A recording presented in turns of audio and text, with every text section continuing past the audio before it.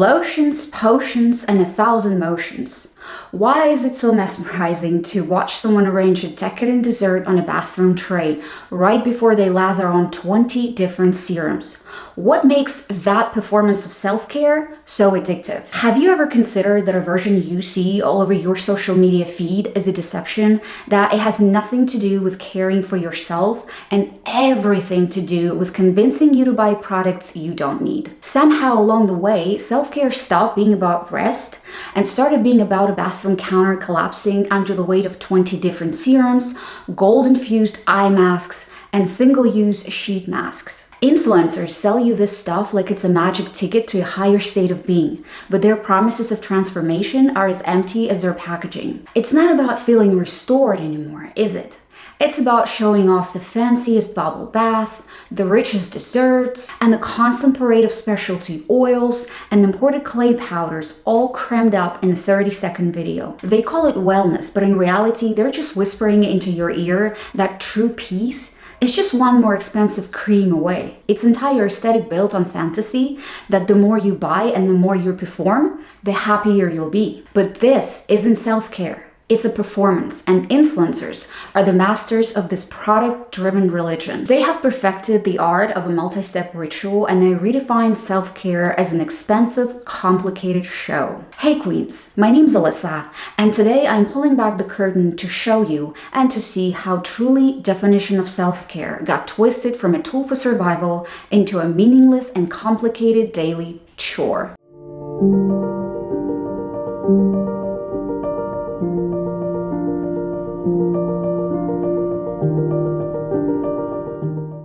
To grasp how distorted the true meaning of self-care is by influencers, we have to look at its origins. And spoiler alert, it did not begin with "get ready with me" video. Back in the 1950s, self-care was a medical term used to give patients in hospitals a small degree of control over their own lives. The goal was to restore a sense of autonomy to individuals that found themselves in helpless circumstances. Later, however, in 1960s and 70s, it was adopted by activists in civil rights movements. The community health clinics and free breakfast programs started by the Black Panther Party were a form of collective care. It was founded on the principle that for any community facing systemic oppression, taking care of each other is a political statement. Self-care used to be a form of defense.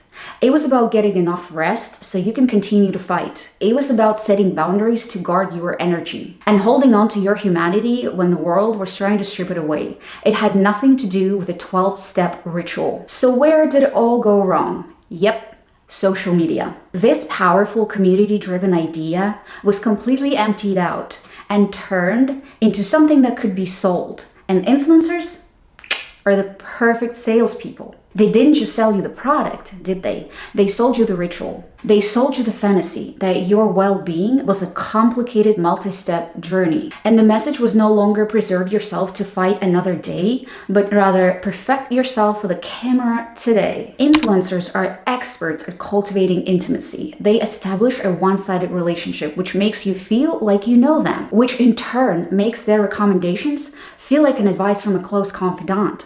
That's why this marketing is so powerful. This performance has now evolved into a full day of self-care videos, and the next reel is a perfect elaborate exhibit A manifesting skincare self-care according to TikTok.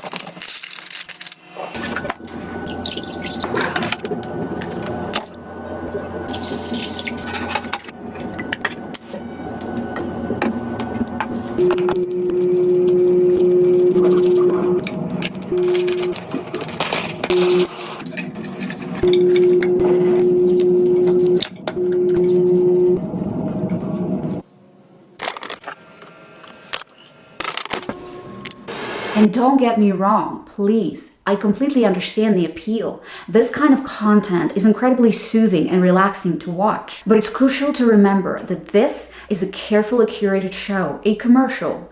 It's designed to dangle one product after another in front of you, making you curious enough to understand that these are the things you need to live a happier life. This performance oftentimes involves using 3 different body washes for different zones and a 10-step skincare regimen. To truly achieve their level of a manufactured wellness, you're told you need an arsenal of expensive tools, like a $500 LED red light therapy mask to boost collagen, or a handheld laser hair removal device that costs more than your car payment. It's almost like you're expected to secure a small bank loan just to assemble the required props. You don't just need specific high-end skincare products. No, you need a dedicated, cute refrigerator to store them in, a vast collection of trendy oversized tumblers, and proper glassware for your decadent desserts, and seemingly endless supply of boutique bath bombs, premium razors, and other small gadgets are non-negotiable. And naturally, the entire collection must be perfectly color coordinated to reflect the current season aesthetic. Realistically, who in the world has the finances and the time to spend 2 hours in the bathroom following all of these steps? We need to ask ourselves if the influencer lives this life every single day, or it's just an elaborate show for the camera. More often than not, it's a meticulously staged play where the end goal is to make you curious enough about the products, which conveniently are linked in the description down below, which leads to their storefront where they make commission on each sale. And the subtlety of this all is so smooth that it rarely feels like you're being sold to.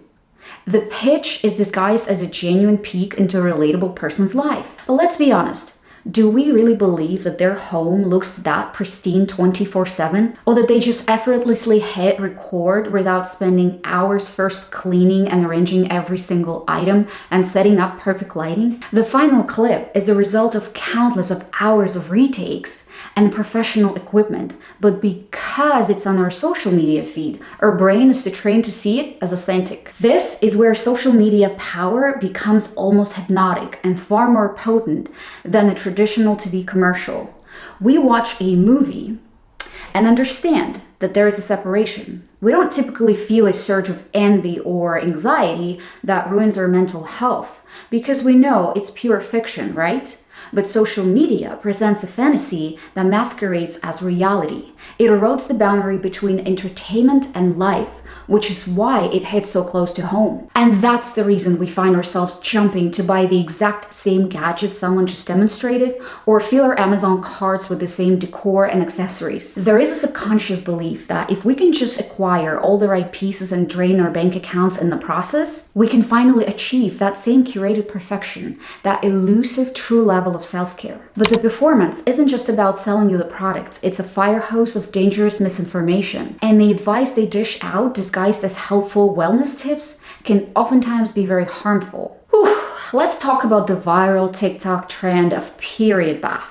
While many women find it that a warm bath can be very beneficial for alleviating menstrual cramps, the trend of adding a cocktail of bath bombs, salts, and even apple cider vinegar can be very problematic. These chemical-heavy soaks are marketed as a soothing ritual, but the ingredients are very harmful. Many bath bombs contain heavy dyes, glitters, and artificial fragrances that can disrupt the natural pH level of your bestie. This disruption can lead to irritation, bacterial vaginosis, or even yeast infection. And while not being a direct cause, it can cause irritation that can contribute to a urinary tract infection. But unfortunately, the sheer aesthetic of a colorful fizzing bath makes it look like a peak of relaxation. And because influencers are just like us, their recommendation carries the weight of a trusted friend's advice.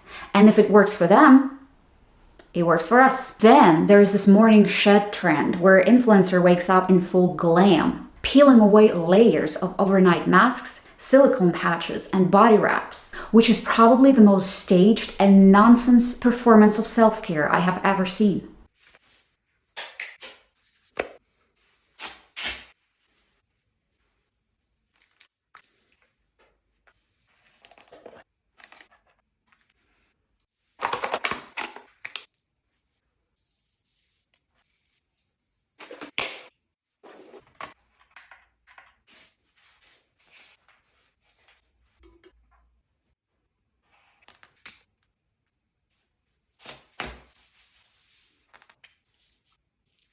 This ritual implies that our skin and hair need to be entombed in products to be healthy. But the reality is that our skin needs to breathe at night to carry out its natural regenerative processes. And suffocating it under thick, occlusive layers will clog your pores and cause breakouts. This leads to another issue, the destruction of skin barrier through over-moisturizing. The belief that more products equal better skin is a myth. Layering multiple serums, essences, and heavy creams can weaken the skin's ability to hydrate and protect itself, making it more dependent on the products that had caused the issue. And what's truly absurd is watching them seal gallons of moisturizer under non-breathable masks overnight only to wake up in the morning, strip and wash that moisture away, and then put the same gallons of moisturizer back on. How could that not possibly wreck your skin in the long run? On the hair care front, sleeping with rollers, especially tight ones, often promoted for hitless curls. However, a constant tension on the hair follicles can lead to breakage and even lead to hair loss, called traction alopecia. This aesthetically pleasing advice created for viral content can have consequences that are anything but beautiful. Conveniently, influencers oftentimes have a new product under their sleeve to solve the problems that they helped create. This is not self-care. This is a deliberate promotion of a product wrapped in a fancy aesthetic in exchange for your money. This pressure to perform these complex rituals, of course, comes at a steep price. And the perfectly staged bathroom counter and organized shelves filled with high-end products create the impossible standard. When we watch an influencer 15 product evening skincare routine, our own approach feels inadequate. So we tend to buy more serums and creams and gadgets trying to keep up. We find ourselves trapped on a hamster wheel of competitive wellness, where we start judging our own well-being by not how we feel inside, but how well we perform. Let's break down the classic of a genre, the 15-step hand care routine. First, we must slide on no-drip wrist cuffs, because simply rolling up the sleeves is an ancient technique lost in time. Next, we pump half a bottle of a foaming wash on our hands and scrub them with a special brush and then dry them off with a single-use towelette, because a regular towel, well, it's too abrasive. Then, for reasons that remain a mystery to science, we must steam our hands, even though we just washed them, and our palms do not have pores. But hey, the steamer is adorable and conveniently retails for only $260. After that, it's time to exfoliate with a scrub that costs more than a week worth of groceries and apply fancy oil. And then shave our hands with a cute pink razor for God knows what reason. The performance continues with a trendy hand mask, enjoyed while sipping a can of poppy. Then we melt down a vat of paraffin wax and dip our hands in, which makes 0 sense after a moisturizing mask, but hey, the machine is cute and logic must not apply. And we follow up with a very expensive cream and a red light therapy device, which has very little or zero scientific knowledge for use on hands. Then we moisturize for 100th time because none of the previous steps work, and add some cuticle oil for good measure. The grand finale includes a spritz of SPF and a hand massage with a gua sha tool,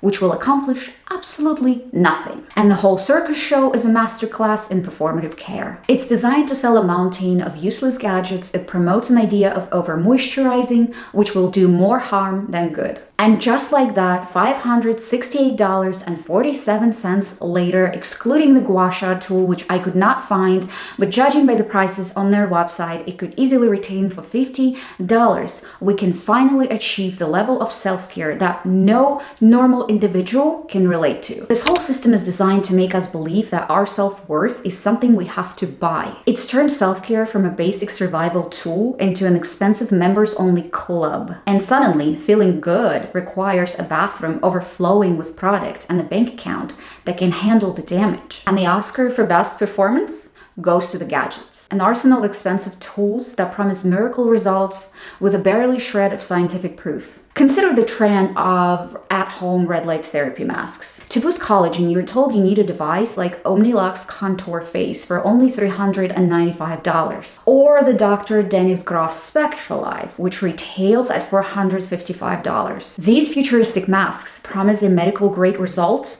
from your living room couch, which feels amazing. But turns self-care into a financial investment. Then there are handheld IBL hair removal devices. Brands like Nude promise semi-permanent hair reduction for just $399. They sell the convenience of at-home hair removal, but they gloss over the fact that the results may vary. It may not be permanent for everyone. These at-home laser hair removal devices do actually work, but I'd be really careful to use these, especially if you have a darker skin type. These generally work better if you have darker hair and lighter skin. And you can take a look at some photos of what can happen when this goes wrong. This can leave stripes looking light or dark. But really, how did any of us manage to get through the last 20 years of our life without a personal hair removal laser tool? Are you even doing self-care properly if your evening routine does not include strapping on an expensive red light therapy LED mask? I need you to drop everything right now and rush to buy this personal at-home microdermabrasion tool like the PMD for just $200. To tone your facial muscles, there are microcurrent devices for just $395 like the new Face Starter Kit. And for lifting and sculpting, there's this Jillian Dempsey sculpting bar for as little as $195. And the person who wants it all, the TheraFace Pro combines percussive therapy, LED lights, and microcurrent rings for only $400. You're expected to secure a small bank loan to assemble the required props for a ritual that often has more to do with the fantasy of control than any other proven benefit. The marketing for these devices is oftentimes very vague, using buzzwords like toning, lifting, and collagen boosting, while glossing over the fact that robust independent studies for these claims are oftentimes weak or non-existent. But the truly unhinged part is watching your favorite influencers treat these car payment gadgets as just another casual step in their routine, right next to a moisturizer that costs more than your tank of gas. Every month, there's a new holy grail device that you're supposed to buy to try to keep up. And instead of feeling rested, it feels like you need a nap and a financial advisor. Feeling a little broke after the last section? Don't you worry, girl, I got you. Now we're entering my favorite category where we can finally afford something. The aisle of adorable, aesthetically pleasing, and utterly useless props. These are the cheap, photogenic tools that serve no real purpose, but are necessary if you want to compete in the self-care Olympics. And they only exist to add an extra step to a routine that was perfectly without them in the first place. Let's start with a face wash foam maker. This is a small gadget. You add a pump of a face wash and some water to create that marshmallow foam. The claim is that it provides a gentler, more luxurious foam, but reality? You're just adding a pointless plastic wasting step to a process that your hands have handled perfectly for the last amount of years. Then you have the miniature skincare fridge. Sold to preserve the potency of the products, these cute pastel fridges are mostly for show. Most properly formulated skincare products are designed to be stable at room temperature. So unless you live in a sauna or are storing highly unstable prescription grade compounds, a mini fridge is just an energy consuming prop to make your vanity look like a high-tech lab. We also have the endlessly photogenic facial face globes. These glitter-filled glass ones, which you're supposed to store in the freezer, are rolled on your face to depuff and promote circulation. And while a cold compress can temporarily reduce puffiness, so can a cold spoon or an ice cube from your kitchen. And these fancy globes are just a more expensive Instagrammable way to do the exact same thing. And of course, no routine is complete without a set of silicone face mask brushes. And the argument is that they're more hygienic and less wasteful than your fingers. But this ignores the fact that now you have to do an additional chore of washing and thoroughly drying this brush every single time. And that your clean hands are perfectly effective applicators.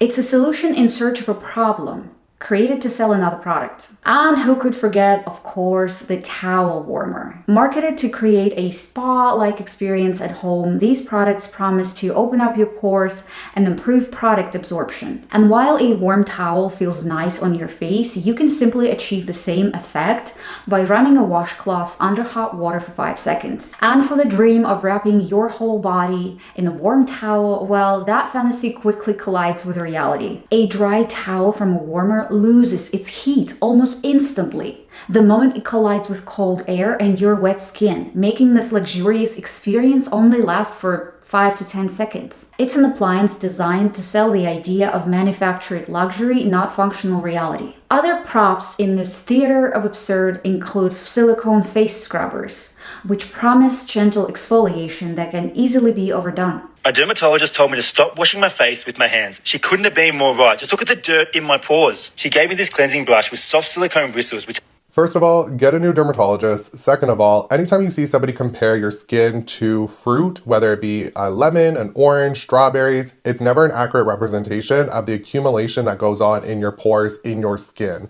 Your hands are more than capable of taking out any accumulation that's in there, and it's free. Unless you have a mobility issue where cleansing devices make it easier, there's never need for them. And special spatulas to scoop out cream that your fingers can scoop just fine. And again, it creates an additional chore of washing and drying them every single time. Each of these items is designed not for function, but for the camera, adding another layer to the performance and another item to your shopping cart. If any of these products genuinely work for you and bring you joy, girl, you do you. The purpose here is not to judge your individual choices, but to emphasize that these products do not represent true self-care, and they're not a requirement for your happiness. So how do we find what's real? First, we have to understand why I call the modern version of self-care a fraud. It's not because caring for yourself is a lie. It's because the version that is being sold to us is counterfeit. It's a marketing strategy that preys on our insecurities and promises fulfillment through consumption. The fraud is the bait and switch. We're searching for peace and we're sold a product instead. It has replaced a genuine internal practice with an expensive external performance. To reclaim self-care, we must stop looking for it in a shopping cart. True self-care is listening to yourself, not an algorithm. It's often messy, unglamorous, and deeply personal. It's about asking yourself, what do I need right now? Instead of asking yourself, what did that video make me buy? It's not a performance for an audience. It's a quiet conversation with yourself. This means true self-care is often an act of subtraction, not addition.